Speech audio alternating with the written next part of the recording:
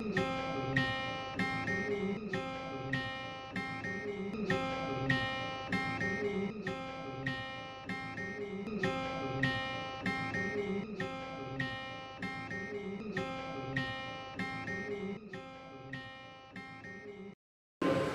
আলাইকুম প্রিয় সপ্তম শ্রেণীর সকল শিক্ষার্থীদেরকে অনলাইন ক্লাসের পক্ষ থেকে আন্তরিক অভিনন্দন। প্রিয় শিক্ষার্থীরা, আজকে আমরা অনলাইন ক্লাসের ক্লাস 7 ইংলিশ সেকেন্ড পেপারের একটা টপিক নিয়ে আলোচনা করব, সেটা হলো ইনফিনিটিভ, জিরান্ড এন্ড পার্টিসিপল। আমরা এই তিনটা বিষয় নিয়ে আলোচনা করব। এই তিনটা বিষয় নিয়ে শিক্ষার্থীরা অনেকটা হেজিটেশন ফিল করে যে কোনটা ইনফিনিটিভ, কোথায় জিরান্ড বসে, কোথায় পার্টিসিপল। এগুলো নিয়ে আমরা একটু আলোচনা করে আমরা তোমাদের কাছে তুলে ধরবো কিভাবে ব্যবহার করব। ইনফিনিটিভ প্রথম আসো, আমরা ইনফিনিটিভ নিয়ে আলোচনা করব। ইনফিনিটিভ কি? ইনফিনিটিভ হলো টু প্লাস ভার্ব, যেমন টু রাইট, টু প্লে। এখন প্রশ্নটা আসে, ইনফিনিটিভ কোথায় বসে এবং এর কি অর্থ দেয় সেন্টেন্সে? ইনফিনিটিভ সেন্টেন্সে অনেক সময় তে, রে, এ এরকম ধরনের অর্থ দেয় বা আ এই ধরনের অর্থ দেয়, কিন্তু এগুলো সেন্টেন্সে কোথায় বসে? এগুলো সেন্টেন্সে ভার্বের পরে বসে, ভার্বের আগে বসে, অবজেক্ট হিসেবে বসে, অ্যাডভার্ব হিসেবে বসে, মাঝে মাঝে অ্যাডজেক্টিভ হিসেবে বসে। আমরা আজকে দেখি টু দিয়ে একটা sentence, to work, to work early in the morning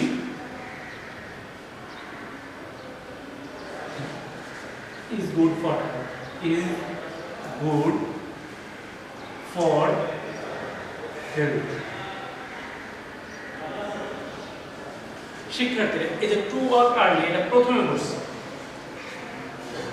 এরকম অনেক আছে, to work early in the morning is good for health. এই যে প্রথমে বসছে, এটা তখন সাবজেক্ট হিসেবে কাজ করছে। আমরা তাহলে বলতে পারলাম যে ইনফিনিটিভ এর ব্যবহারটা different function of infinitive, different function, different and function of infinity.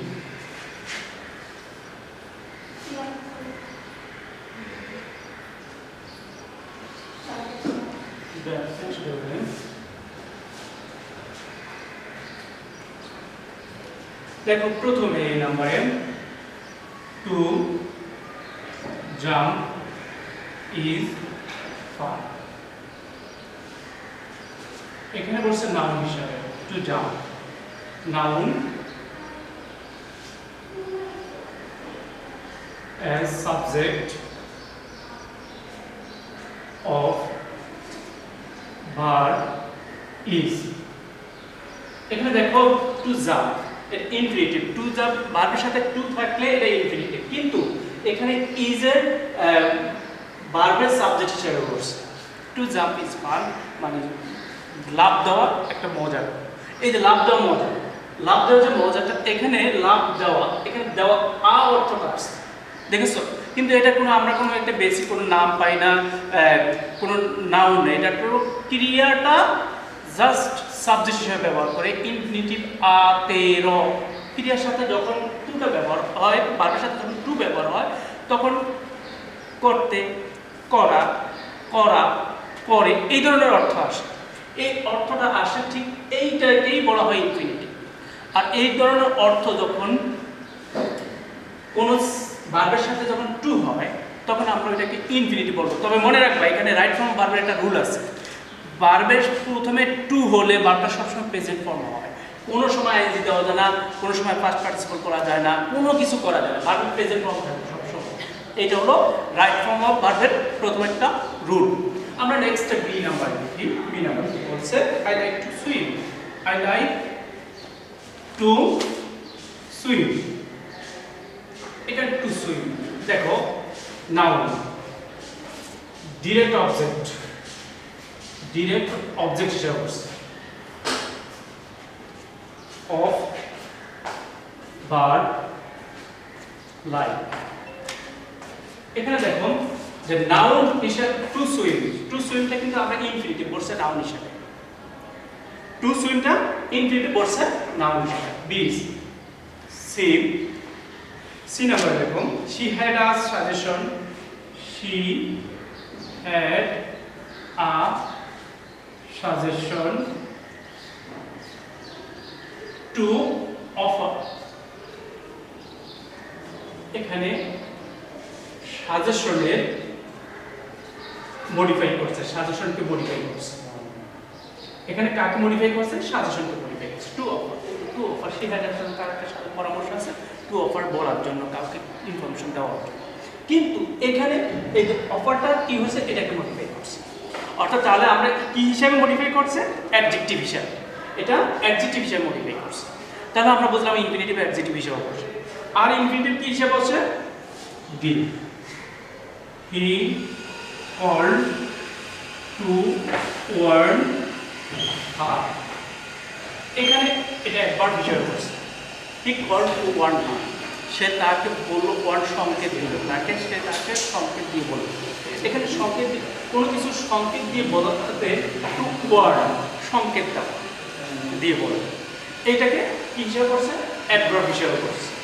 তারপর দেখো he decided to travel there at night। এখানে দেখো টু ট্রাভেল, ভার্বের প্রথমে টু আছে, তাহলে আমরা একটাই মাথার ভিতরে একে নাও যে টু এর পরে ভার্ব সবসময় প্রেজেন্ট ফর্ম হয় যদি সেটা ইনফিনিটিভ হয়। শুধু কিছু কিছু ক্ষেত্রে আছে look forward to with a view to এর পরে ভার্বের সাথে আইএনজি হয়, কিন্তু সবসময় মনে রাখবা টু এর পরে ভার্বের প্রেজেন্ট ফর্ম হয়।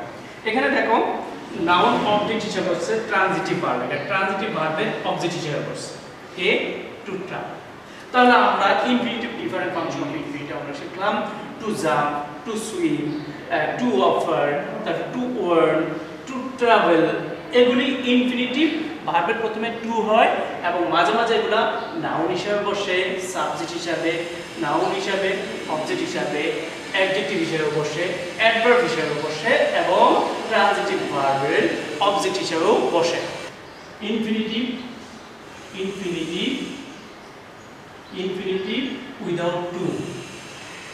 Without two.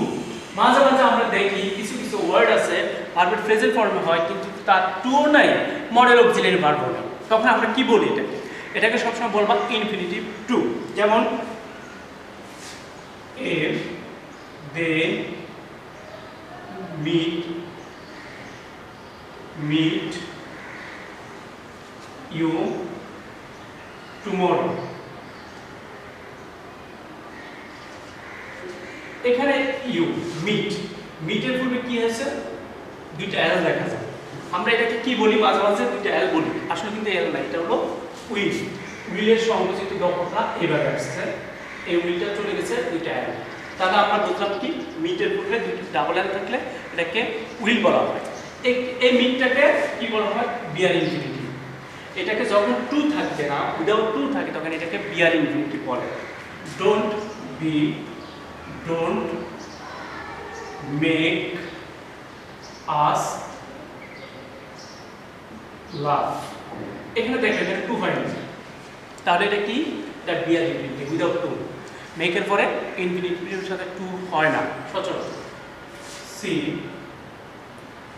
Let me conclude my opinion. এখানে কনক্লুড আছে, কনক্লুডে লেট মি পরে কনক্লুড আছে, এখানে একটা ভার্ব আছে, এখানে একটা টু হওয়ার কথা ছিল কিন্তু নাই। তার মানে আমরা বলতে পারি যে এটা বিয়ার ইনফিনিটিভ, অর্থাৎ টু আছে কিন্তু দেওয়া হয়নি বা টু ব্যবহার করা হয়নি বা টু ব্যবহার করা যায় না। লেট থাকলে তারপরে কিন্তু টু হয় না, সেই জন্য তাহলে এটাকে বিয়ার ইনফিনিটিভ বলা হয়। তাহলে আমরা শিখলাম কি? Infinitive without two. নেক্সট পরবর্তীতে যেটা আমরা এখন জিরান্ডের ব্যবহারটা শিখবো। জিরান্ড কি? জিরান্ডের ব্যবহারটার ক্ষেত্রে প্রিয় শিক্ষার্থীরা একটা লক্ষ্য রাখবেন, জিরান্ডটা হলো জিরান। আমাদের শিক্ষার্থীরা জিরান এবং পার্টিসিপল নিয়ে খুবই চিন্তিত এবং গভীরভাবে চিন্তা করে। আইএনজি তো হয়, আমরা আজকে একটু শিখে নিই জিরান কি। জিরান যখন verb plus ING, verb plus ING, এটাকে জিরান বলা হয়। এর ভূমিকা কি? এর ভূমিকা হলো সেন্টেন্সের ভিতরে নাউনের মতো কাজ করে। কিসের মতো কাজ করে? নাউন এর মতো কাজ করে। নাউনের মতো প্রকাশ হয় জিরান ভার্বের সাথে আইএনজি হলে নাউনের মতো প্রকাশ হয়। যেমন swimming, swimming is a good exercise, exercise। প্রশ্ন এখানে সুইমিং ভার্বের সাথে কি হইছে? আইএনজি হইছে। এখন তোমার প্রশ্ন হতে পারে swimming is a good exercise, এটা নাউন। সুইমিং সাঁতার কাটা, এখানে কিছুটা নাউনের মতো কাজ করে। সাঁতার কাটা একটা নাম, একটা নামের মতো আসছে সাঁতার কাটা। Swimming is a good exercise. 2 নম্বর দেখো, it is an interesting sport, interesting sport. It is an interesting sport, এটা হলো সবচেয়ে মজাকর একটা খেলা। এখন আমরা দেখো এই জিরানটা সাবজেক্ট হিসেবে বসতে পারি। সাবজেক্ট হিসেবে বসে কি? জিরানটা এক, eating mach is harmful, eating mach is harmful, এটা কি হয়েছে? সাবজেক্ট হিসেবে বসছে, ইজ এর সাবজেক্ট হিসেবে বসছে। আবার দেখো 2 নম্বরে, driving, driving too fast is dangerous. এই যে এখানে ড্রাইভিং, এটাও সাবজেক্ট হিসেবে বসছে। তাহলে আমরা বুঝলাম কি জিরানটা সাবজেক্ট হিসেবে বসে, আবার জিরানটা অবজেক্ট হিসেবে বসতে পারে। অবজেক্ট হিসেবে ব্যবহারটা দেখো, অবজেক্ট হিসেবে জিরানটা ব্যবহার, এর সাবজেক্ট হিসেবে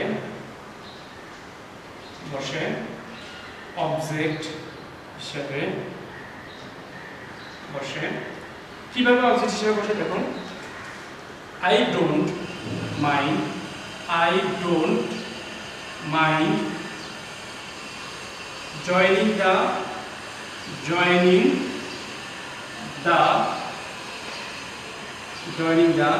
music competition, music competition। এখানে দেখো অবজেক্ট হিসেবে বসছে, তাহলে যেটা সাবজেক্ট হিসেবে বসে যেটা অবজেক্ট হিসেবে বসতে পারে। এখন আরেকটা আছে প্রিপোজিশন। প্রিপোজিশনের পরে ভার্ব বসলে তার কি অবস্থাটা হয় দেখো, I have no objection to walking। এখন আসো তোমাদেরকে আমরা আগে প্রশ্নতে বলছিলাম যে টু এর পরে ভার্ব বসলে প্রেজেন্ট ফর্ম, এখানে কিন্তু টু এর পরে ভার্ব না, টু এখানে প্রিপোজিশন হিসাবে বসছে। অবজেকশন পরে টু হয়, এটা প্রিপোজিশন, অ্যাপ্রোপ্রিয়েট প্রিপোজিশন। তারপরে ওয়ার্ক আসছে, আইএনজি হয়ে গেছে। তাহলে এটা বলতে হবে কি প্রিপোজিশনের পরে ভার্বের সাথে আইএনজি হয়, এটা জিরান হিসাবে বসে। আমরা এরপরে আসি পার্টিসিপল।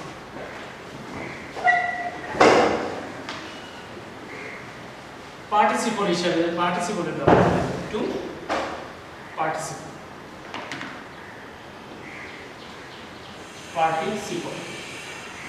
পার্টিসিপল 2 ধরনের। এক নাম্বার হলো present participle, present participle. 2 number হলো past participle, past participle.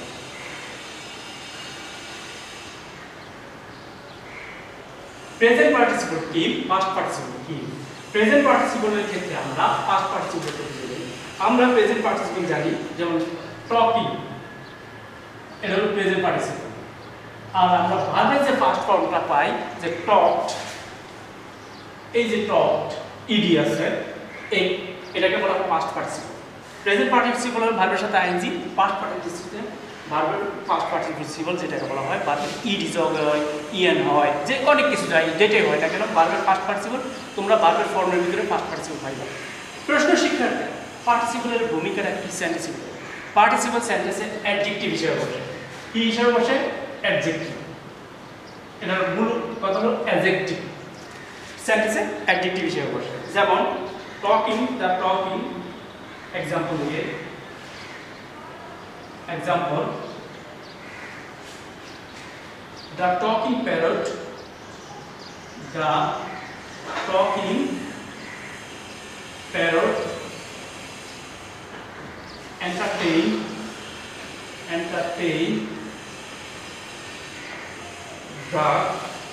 entertain the crowd. crowd মানে উৎসুক জনতা, কেবল crowd বলা হয় যে জন।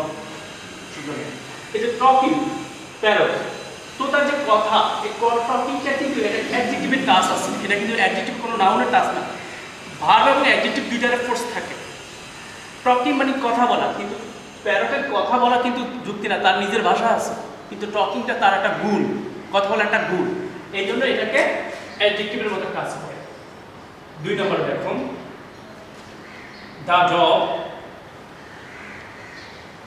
the job has done successfully। এখানে has done ডানটা কোনটা? Past participle. তাহলে আমরা জানি যে পার্টিসিপল দুই ধরনের, একটা হলো ভার্বের সাথে আইএনজি করে, এটাকে বলা হয় প্রেজেন্ট পার্টিসিপল, আর একটা হলো ভার্বের পাস্ট পার্টিসিপল, এটাকে বলা হয় পাস্ট পার্টিসিপল। আর দুই প্রকার, present participle, past participle.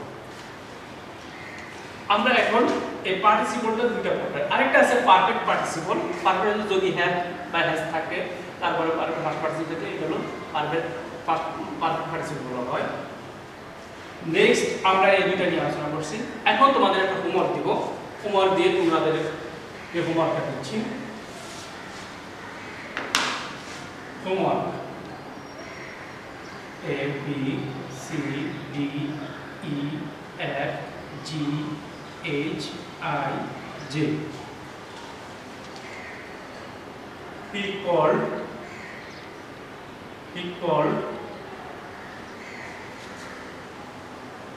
word verb। এখন তোমরা এই হোমওয়ার্কে এখানে টু বলবে না আইএনজি হবে না পাস্ট পার্টিসিপল হবে না পারফেক্ট পার্টিসিপল পাস্ট পার্টিসিপল হবে, সেটাই তোমরা বসাবে। It is better walk, river side, let me conclude my opinion,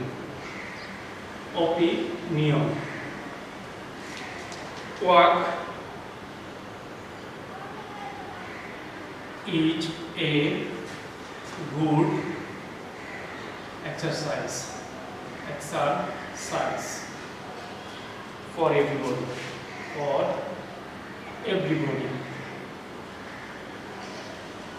Next, he are neat। তোমরা জানো নিট অর্থ কোনো কিছুকে বর্ণন করে নিট বলা হয়। is beautiful।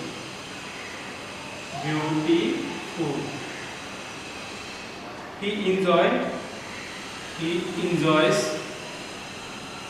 read and write। she is fond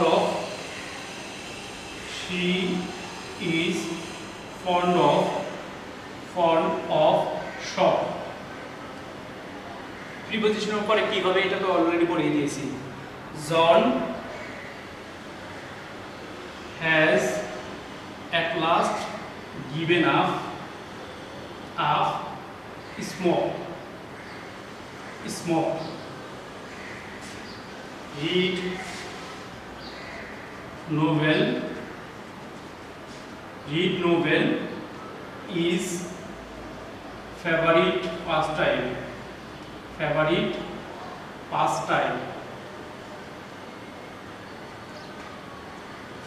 I began মানে শুরু করেছিলাম ফার্স্ট টেন্সে। learn English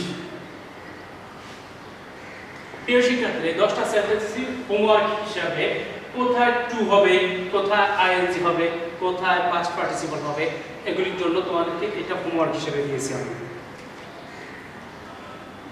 এখন তোমরা এটা হোমওয়ার্ক হিসেবে বাসায় করবে, করে তোমরা বিবি হাই স্কুলে কমেন্ট বক্সে তোমার নাম, সেকশন, রোল, শ্রেণী লিখে অপলোড করে দিবে। আর এই আপলোডের উপর ভিত্তি করে তোমাকে আউট অফ 10 মার্কসের একটা নাম্বার দেওয়া হবে, যেই নাম্বারটা তোমাদের সামনে যোগ হয়ে তোমার একটা মেরিট লিস্ট হবে, তোমার একটা ক্লাস ফরমেশন হতে পারে।